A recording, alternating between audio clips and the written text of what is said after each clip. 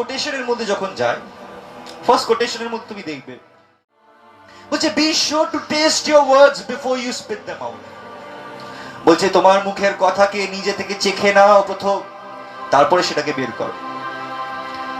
সেটাকে দেখে নাও কি যদি ওই একই কথা আমাকে যদি কেউ বলে আমি মেনে নিতে পারবো কিনা, যে কথাটা তুমি অন্যজনকে বলছো।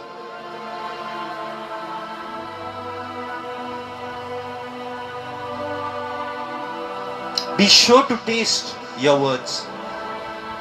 নিজের মুখের কথা কি একবার চেখে দেখে নাও কি তুমি ওটাকে সহ্য করতে পারবে কিনা, তুমি ওটাকে গিলতে পারবে কিনা, তুমি ওটাকে হজম করতে পারবে কিনা।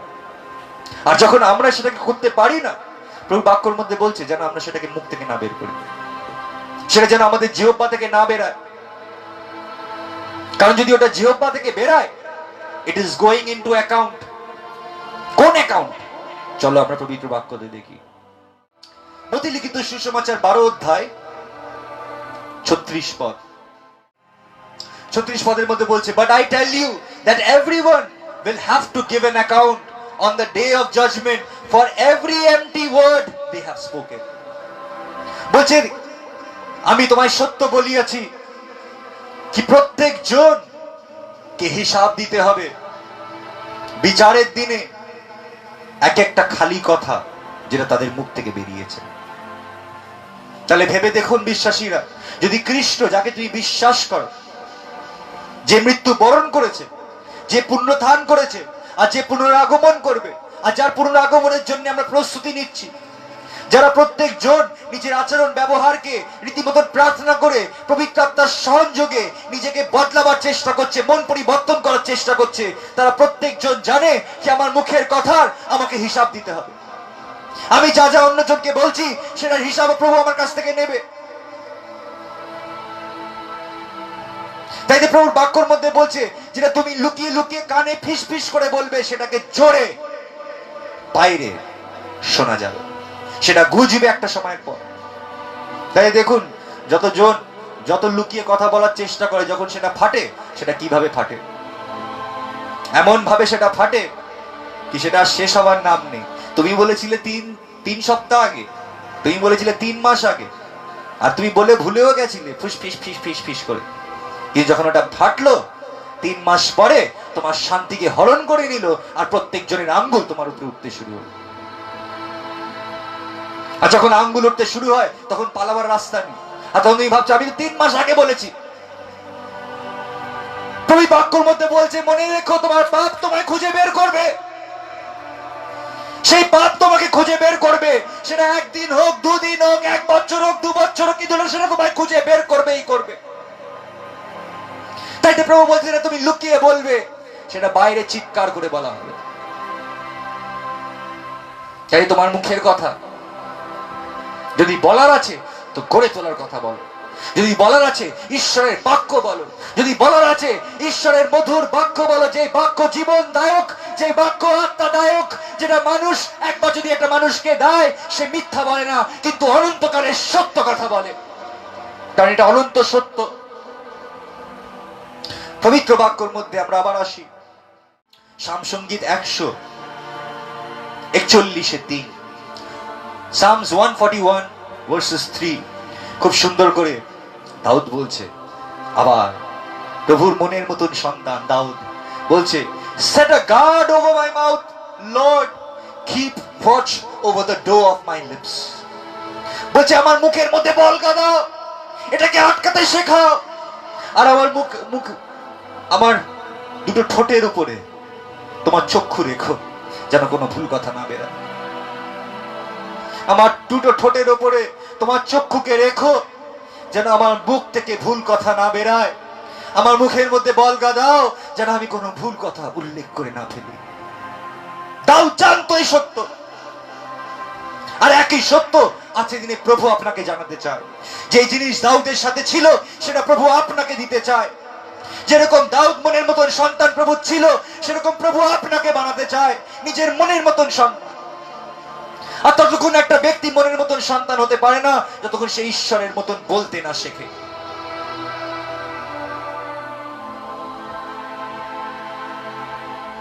আমাকে অনেকজন দেখে বলে আমি বাবার মতন প্রচার করি। কেন বলে? কারণ বাবার ডিএনএ আমার মধ্যে আছে। তোমার মধ্যে যদি ঈশ্বরের আত্মা থাকে, রিমেম্বার, তুমি ঈশ্বরেরই কথা বলবে। আর যদি তোমার মধ্যে ঈশ্বরের আত্মা নেই, ইউ উইল নো, তোমার মুখ থেকে যখনই বেরোবে সেটা বিবাদ লাগাবে, সেটা বিচ্ছেদ করবে মানুষকে, সেটা একটা দুজন যারা ভালোবাসে আলাদা করে দেবে। দুটো বন্ধু যারা একসাথে থাকে বিচ্ছেদ করে দেবে। সেটাকে আমরা বলি ডিসেনশন, বিবাদ লাগানো। আর আমরা অনেকজন এই কাজই করে আসছি। আমরা প্রভুর সন্তান না, আমাদের মুখ থেকেই বোঝা যায় আমরা কার সন্তান। আর প্রভু একই কথা বলছে, যখন দিয়াবলের কথা উল্লেখ করেছিল, বলছিল he is the father of all lies, বলছে মিথ্যার পিতা। ও যখনই মুখ খোলে ও মিথ্যাই বলে, আর ওটা ওর নেটিভ ল্যাঙ্গুয়েজ, বলছে ওটাই ওর ভাষা, মিথ্যাই হলো ওর ভাষা। আর যদি আমার মুখের মধ্যে সারাক্ষণ নোংরামি, নষ্টামি, মিথ্যা কথা, ছলের কথা, আমার নিজের মাথার কানিংনেসের কথা আমি যদি ব্যবহার করে থাকি, আমার মধ্যে ঈশ্বরের আত্মা নয়, আমার মধ্যে দিয়াবলের আত্মা কাজ করে। আমার হৃদয়ের মধ্যে দিয়াবল আছে। তাইতে প্রভু আঙ্গুল তুলে বলছে, বলতে মনে শয়তানের বাচ্চা। প্রভু আঙ্গুল তুলে বলেছে ওদেরকে, আমার কথা তোমার কাছে স্পষ্ট কেন নেই? কারণ তোমরা শয়তানের বাচ্চা। আর জানতে হবে কি, আমরা ঈশ্বরের বাচ্চা না শয়তানের বাচ্চা। আমাদের কথাবার্তার মধ্যেও আমাদেরকে ধ্যান দিতে হবে, আমাদেরকে ভাবতে হবে আমরা কি বলছি, আমাদেরকে চাকতে হবে কি বলার আগে আমরা যেন ভেবে নিই আমরা কি বলছি। ভাবনা চিন্তা যদি করার আছে তো এইসব বিষয় নিয়ে ভাবুন। এটা ভেবুন না কি বিলস কি করে পে করবো, এটা ভেবুন না ওটা কি করে হবে, ওটা কি করে, ওটা সব হয়েই যাবে। বলছে প্রথমে ধার্মিকতা তার স্বর্গরাজ্যকে অনুসরণ করো, যাবতীয় সব তুমি পেয়ে যাবে। আজকে তোমার জীবনের মধ্যে ডিসঅর্ডার এই জন্য কাজ করছে কারণ তোমার মুখ অর্ডারে নেই। পবিত্র বাক্যের মধ্যে আমরা যখন যাকবের পত্র বলি, বলছে আমাদের মুখ আমাদের দিশা তৈরি করে। আর যাকবও একই জিনিসের উপরে একটা পুরো পত্র লিখে দিয়েছে।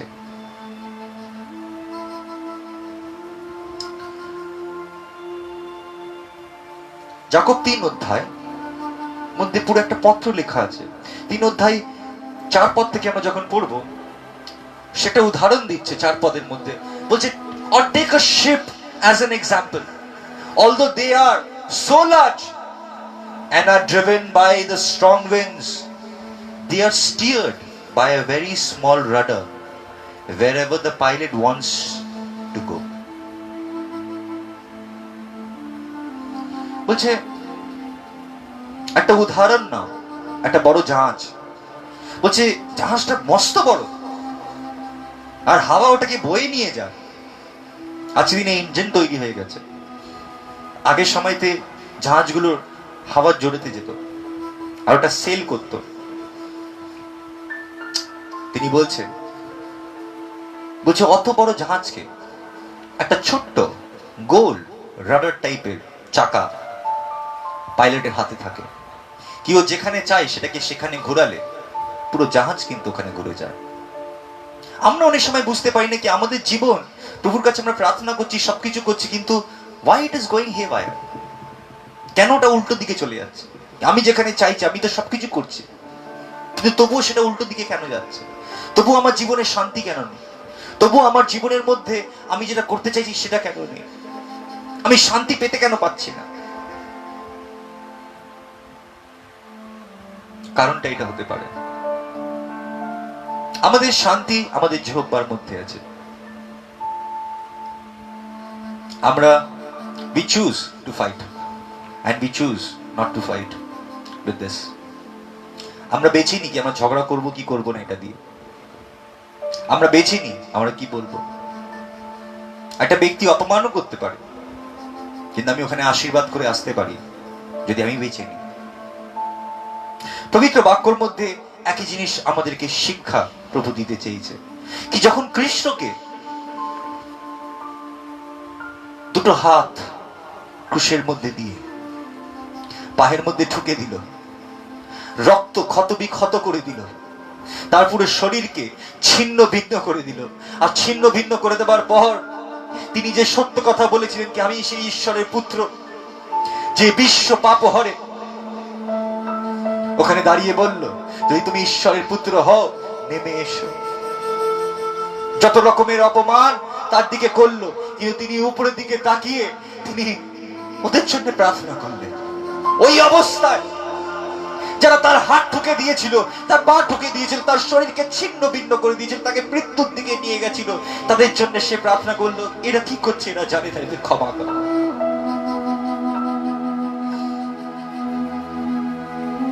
এর জন্য নয় কি ওদের ক্ষমতাটা কত, কৃষ্ণ জানতো পিতার ক্ষমতা কত। সে যেহেতু পিতার ক্ষমতা জানতো, সে ক্ষমা করতে পেরেছে। আর পিতার পরিকল্পনাই ছিল, পিতা এই জিনিসটা দেখে আনন্দিত হয়েছিল। কি আলোকে অন্ধকারের সাথে পার্থক্য কি করে করে? আলোর আচরণ আলোর মতনই হয়, কি সব পরিস্থিতির মধ্যে সে ভালো কথাই বলতে জানে। আর কৃষ্ণ যে আমাদেরকে দেখানো যে সে আলো, সেটা আমাদের জীবনের মধ্যে দেখানো হয়েছে কি অত কষ্টের মধ্যে, অত অপমানের মধ্যে, অত লাঞ্ছনার মধ্যেও তিনি তাদের জন্য প্রার্থনা করলেন যারা তাকে এত কষ্টের মধ্যে থেকে নিয়ে গেছে, এত দুঃখের মধ্যে থেকে নিয়ে গেছে। তিনি তার জন্য ক্ষমা ভিক্ষা প্রার্থনা করলেন। আর যদি আজ আমরা কৃষ্ণকে নিজের জীবনের মধ্যে চাই, আমরা জানি আমাদের সাথে অনেকজন খারাপ করছে, কিন্তু ওটাকে সহ্য করে যখন আমরা ক্ষমা করি, কেউ পছন্দ করুক या না পছন্দ করুক, উপরে একজন আছে যে পছন্দ করে। তিনি স্বর্গ হইতে দেখে, যেরকম তিনি দেখে বলেছিলেন তুমি দেখলে এই দুষ্ট বিচারক কি বলল, সেরকম তিনি তোমার দিকে দেখে বলবে কি তুমি দেখলে এ কি বলল। আজকে দিনে আমাদের চোখ সে আত্মিক শক্তিকে দেখতে পায় না। আপনারা জানেন যখন আমরা মন্দ আত্মা ছাড়াই, আমরা শুধু খ্রিস্টের নাম নিয়ে সে মানুষটাকে বাঁধি, আর কিছুই করি না। কারণ ওই ক্ষমতা, ওই শক্তি আমাদের নয়, ওই ক্ষমতা, ওই শক্তি খ্রিস্টের নামের মধ্যে আছে। তাই সাধু পিতরকে দেখে বলেছিল কি তুমি যা কিছু এই জগতে বাঁধিবে স্বর্গেও বাঁধা হবে। তাই যখন খ্রিস্টের নাম নিয়ে আমরা কোনো কিছুকে বাঁধি, স্বর্গদূতেরা কাজ করতে লাগে। বাক্যর মধ্যে সব জায়গার মধ্যে তুমি দেখতে পারবে কি প্রভুর দূতেরা ছিল। বালম যখন গাধার উপরে বসে যাচ্ছিল অবাধ্য হয়ে ঈশ্বরে, ওখানে স্বর্গদূত খড়গ নিয়ে দাঁড়িয়েছিল তাকে হত্যা করার জন্য। ওই গাধা দেখতে পেয়ে গেছিল স্বর্গদূতকে, কিন্তু বালম দেখতে পাই। আর সেই রাস্তা থেকে নেমে গিয়ে ফিল্ডের মধ্যে চলে গেছিল, ক্ষেত্রের মধ্যে চলে গেছিল। আর সে নিজের গাধাকে মারছিল, কারণ সে দেখতে পায়নি ওখানে কি দাঁড়িয়েছিল। কিন্তু প্রভু গাধার মুখ খুলে দেওয়ার পর বালমের চক্ষু খুলে দিয়েছিল। তখন সে দেখে সে পড়ে গিয়ে প্রভুর কাছে প্রার্থনা করেছে। এলাইসা ভাওবাদীর সাথে যে দাস ছিল, সেও দেখতে পায়নি যখন এলাইসা ভাওবাদীকে পুরো শত্রুরা ঘিরে নিয়েছিল তাকে মারার জন্য। আর সে দাস ভয় পাচ্ছিল, কিন্তু এলাইসা ভাওবাদী বলল কি এ প্রভু, প্রার্থনা করলো কি যেন তার দাসের চক্ষু খুলে দেয়। আর যখন তার বাচ্চার চক্ষু খুলে দিল, তখন সে দেখলো কি আগুনের রথের মধ্যে স্বর্গদূতেরা ওদের থেকেও বেশি সংখ্যা নিয়ে দাঁড়িয়ে। আর যতবার শিষ্যরা স্বর্গদূতকে দেখেছে বলছে গিনতি করা যায় না। যতটা তাদের মাথার মধ্যে বুদ্ধি ছিল তারা গণিত করে বলতে পারেনি। তারা 10,000-এর উপরে 10,000 টু দ্য পাওয়ার 10,000 তারা বোঝাবার চেষ্টা করছে। ইট ওয়াজ বিলিয়ন্স। কি আজকে দিনে যদি আমাদের এখানে এই পুরো পৃথিবীর মধ্যে 7 বিলিয়ন লোকেরা আছে, ওর থেকেও বেশি মনে রাখবেন স্বর্গরাজ্যের মধ্যে স্বর্গদূতেরা আছে। শয়তানের দূত থেকেও,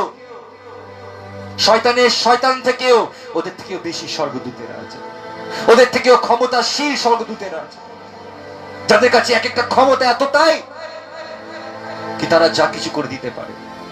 কিন্তু তারা ততক্ষণ করে না যতক্ষণ তারা সে হতমের শাবকের মুখ থেকে বাক্য না শোনে। তাই যখন একটা ব্যক্তি ঈশ্বরের নামেতে, যাকে অনুগ্রহ দেওয়া হয়েছে, বিশেষ অনুগ্রহ, যখন সে বাঁধে, তখন ওখানে স্বর্গদূতেরা কাজ করতে লাগে। এটা আমাদের ক্ষমতা নয়, আমরা শুধু প্রার্থনা করে বেঁধে দিই কি নাজরীয় যিশুর নামেতে এই দেহকে বাঁধলাম যেন এর মধ্যে কোনো আত্মা ঢুকতে না পারে। আর সেখান থেকেই স্বর্গদূতেরা কাজ করতে লাগে, কারণ সেই নামের ঊর্ধ্বে কোনো নাম নেই, এমন কোনো নাম নেই যেটার মধ্যে মহিমা। সব থেকে ঊর্ধ্বে, সব থেকে উঁচু নাম খ্রিস্টের নাম। সব নামের ঊর্ধ্বে রাখা হয়েছে তার নাম। তাইতে আমরা নিজের ক্ষমতা দিয়ে কাজ করি না, আমরা সেই নামের ক্ষমতা দিয়ে কাজ করি। আর সেই নামের ক্ষমতার কাজের কথা কোথায় বলা হচ্ছে আমি আপনাকে দেখাতে চাই। যোহন্ন রচিত মঙ্গল সমাচার 7 অধ্যায় 11 পদ মধ্যে বলছে, I will remain in the world no longer, but they are still in the world. And I am coming to you, Holy Father. Protect them by the power of your name, the name you gave me, so that they may be one as we are one. প্রভু বাক্যের মধ্যে বলছে, আমি আর এই জগতে থাকলাম না, কিন্তু এরা এই জগতে থাকবে। আমি তোমার কাছে আসছি পবিত্র পিতা, কিন্তু রক্ষা করো সেই ক্ষমতার শক্তি নাম দিয়ে, যে নাম তুমি আমায় দিয়েছ। সেই নামের মধ্যে ক্ষমতা শক্তি আছে। তাই যখন আমরা বিশ্বাস সহকারে ইউজ করি এই নামকে, বলছে the name of the Lord is the shelter and refuge for the righteous. আমরা তার নামের মধ্যে লোকাই। আমরা যখনই সমস্যার মধ্যে পড়ি, আমাদের প্রার্থনার মধ্যেও তার নাম থাকে, কি তার নামের অনুযায়ী আমি চাইলাম। তাতে যত গভীর আমাদের প্রার্থনা হয়, অতই এফেক্টিভ আমাদের জীবনের মধ্যে প্রভু কাজ করে। কি আমার বিশ্বাস আমাকে প্রার্থনার মধ্যে নিয়ে যায়, আর আমার প্রার্থনা এর মধ্যে যতটা ডেসপারেশন থাকে, অতটাই আমার জীবনের মধ্যে কার্যকারী হয়। আমি কতটা ডেসপারেট বদলাবার জন্য, কি যদি আমি কোনো কিছু বদলাতে পারছি না, আমি কি ওটার জন্য প্রার্থনা করছি? আমার কি বিশ্বাস আছে কি আমি বদলাবো? আমার কি সেই বিশ্বাস আছে কি আমি মন পরিবর্তন করব? আমার কি সেই বিশ্বাস আছে আমাকে এই আচরণ বদলাতে আছে, কি আমি ছেড়ে দিয়েছি ওই আচরণ কি ওরকম? না, আমি প্রার্থনা করছি প্রত্যেক দিন কি এটা বদলাও, কারণ এটা তোমার বিরুদ্ধে আছে। যখন আমি নিয়ম ঈশ্বরের জানি আর ওটা আমার মধ্যে যদি কাজ করছে, আমাকে প্রত্যেক দিন প্রার্থনা করতে হবে যেন ওটা বদলায়। আর আমার প্রার্থনার মধ্যেই বোঝা যায় আমি কতটা চাই ওটা বদলাতে। তাই আমরা যখন প্রার্থনা করি তার নাম দিয়ে, তার নামের মধ্যে সেই ক্ষমতা আছে যেটা আমাদের জীবনের মধ্যে কাজ করে। আহা, মধুমাখা যিশু নাম ঘরে ঘরে গা, পবিত্র ক্রুশের কথা সবাই শোনো। মধুমাখা যিশু নাম, ক্ষমতা আছে আমাদের।